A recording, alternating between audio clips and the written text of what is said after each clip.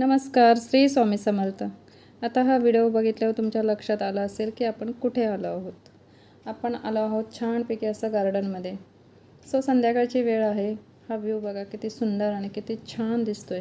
सगळीकडे लाइटिंग वगैरे आहे आणि रात्रीची वेळ असल्या कारणाने इतका सुंदर व्ह्यू दिसतोय की असं वाटलं हा व्हिडिओ बनवून तुम्हाला शेअर करावा।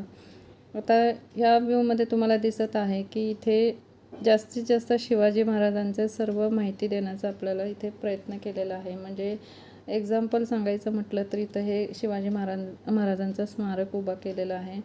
परत त्या ठिकाणी वेगवेगळे गडांची पण आपल्याला तिथं हे केलेले आहे, डेकोरेट केलेलं आहे।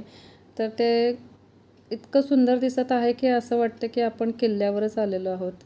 पण आता ही संध्याकाळची वेळ असल्या कारणाने इतकं व्यवस्थित तुम्हाला दिसणार नाही। पण कधी योग मिळाला किंवा योग आला तर नक्की आपण दिवसाचं पण शूट करून तुमच्याबरोबर शेअर करेल। इतकं सुंदर लाइटिंग, इतकं छान गार्डन, बसायला इतकं सुंदर सुंदर वेगवेगळ्या प्रकारचे असे झाडं, परत रात्रीचं लाइटिंग वगैरे इतकं सुंदर दिसत आहे की असं वाटतं की इथेच बसून राहावं आणि हे डोळ्यामध्ये सगळं टिपून घ्यावं।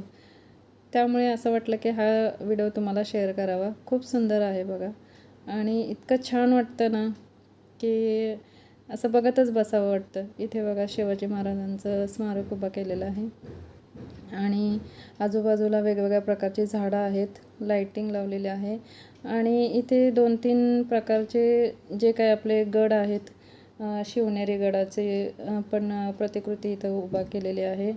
परत रायगड किल्ल्याचे आहे आणि हा मेन डोअर आहे।